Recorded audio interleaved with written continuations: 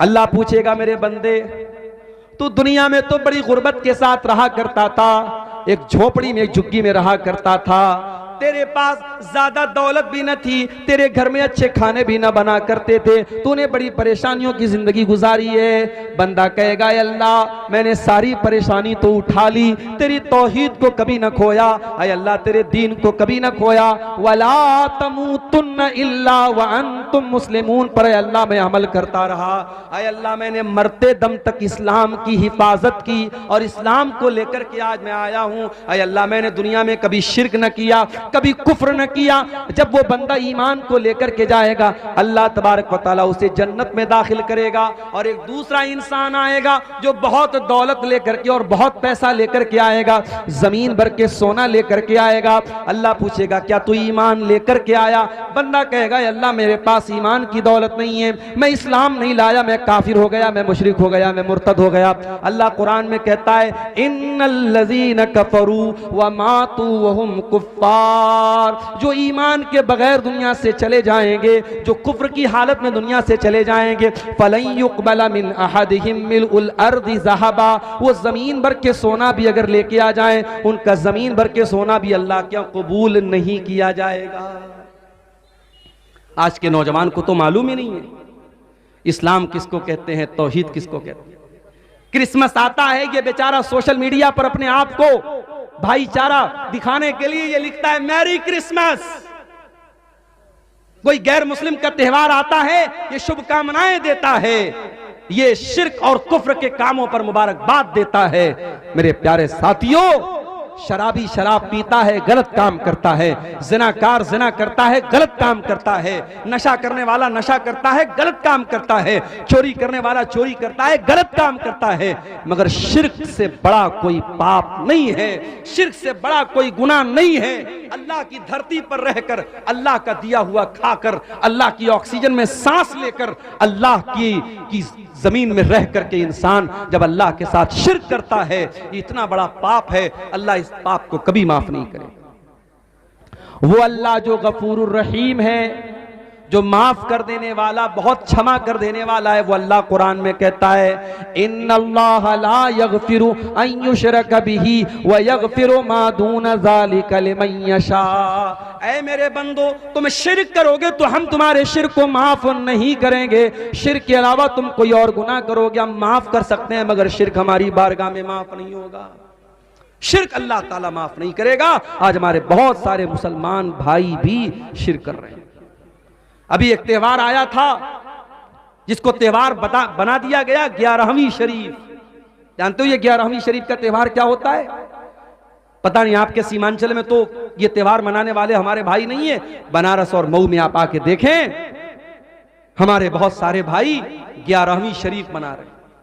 क्या करते हैं उस दिन अच्छी अच्छी चीजें खाने पकाने की बनाते हैं और उस पर मन्नत मानते हैं। किसके नाम की? शेख अब्दुल कादिर जिलानी रहमतुल्लाह अलैह, जो बहुत बड़े अल्लाह के नेक बंदे थे, उनके नाम पे बिरयानी बन रही है, उनके नाम पे खिचड़ा बन रहा है, उनके नाम पे चीजें बन रही हैं और उनके नाम से गरीबों में बांटी जा रही है। मेरे प्यारे साथियों, अल्लाह कुरान में जब हराम चीजों की लिस्ट बयान करता है तो क्या कहता है? इन्नमा हर्रमा अलैकुमुल मैतता वद्दमा वलहमल खिंजीर। अल्लाह तुम पर हराम कर रहा है किस चीज को? मुर्दार को और सूअर के गोश्त को।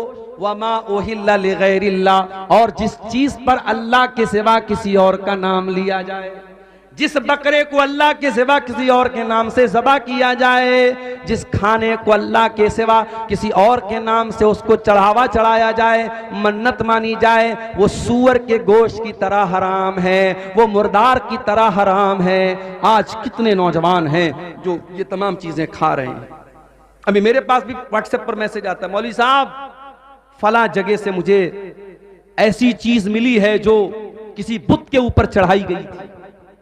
चूंकि ऑन द रिकॉर्ड बात कर रहा हूं, मैं वो अल्फाज इस्तेमाल नहीं कर रहा हूं। किसी बुत के ऊपर कोई चीज चढ़ाई गई है और वो चीज ला करके हमें दी गई, तो क्या हम उसे खा सकते हैं? ये आज मुसलमान पूछ रहा है।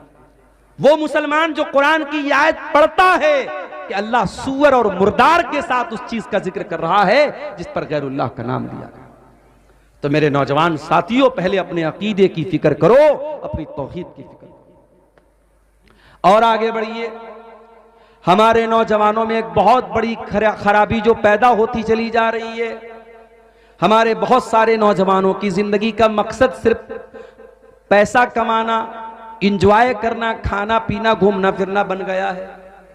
जिंदगी का 3 मकसद है, इंजॉय करो, खाओ पियो, इंजॉय करो।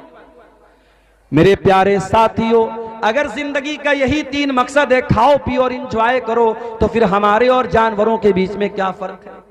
अल्लाह ने हमें इंसान क्यों बनाया? अल्लाह ने कुत्ता और सूअर नहीं बनाया, इंसान बनाया है। और जब इंसान बनाया है तो अपने क्रिएशन और अपनी पैदाइश के मकसद को समझो। अल्लाह कुरान में कहता है, वमा खलक़तुल जिन्न वल इंसा इल्ला लियअबुदून। मेरे बंदों, मैंने जिन्नात को और इंसानों को अपनी इबादत के लिए पैदा किया है। हम और आप पैदा हुए हैं अल्लाह की इबादत के लिए।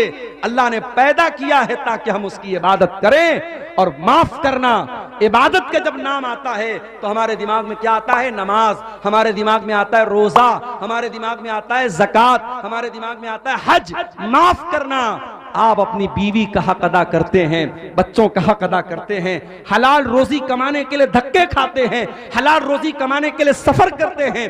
आपका कारोबार भी इबादत है, आपका बीवी बच्चों का हक अदा करना की भी इबादत है। आप अल्लाह की मर्जी के मुताबिक जो भी काम करते हैं वो इबादत में आएगा। और अल्लाह ने इसी इबादत के लिए हमें और आपको पैदा किया है। दुनिया का दस्तूर है, जो चीज अपना मकसद पूरा नहीं करती उसे यूजलेस बना करके फेंक दिया जाता है। ये माइक मेरे सामने रखा है, ये माइक काम ना करे, मैं हटा के फेंक दूंगा इसको। ये सामने कैमरे लगे हुए हैं, या अगर ये कैमरा काम करना बंद कर दे, मोबाइल डेड हो जाए, तो बिला वजह कोई इसको स्टैंड में लगा के सामने नहीं रखेगा। भाई अब कैमरा काम नहीं कर रहा है, डेड हो गया, फोन डिस्चार्ज हो गया, फौरन हटा के खत्म कर देगा। दुनिया का दस्तूर है मेरे भाई, जो चीज अपना काम करना बंद कर देती है उसे हम डस्टबिन में डाल देते हैं। मेरे प्यारे साथियों, अल्लाह तबारक व तआला ने हमको अपनी इबादत के लिए पैदा किया है। अगर ये मकसद हम पूरा नहीं करते हैं तो हम भी यूजलेस हो जाएंगे, हम भी बेकार हो जाएंगे।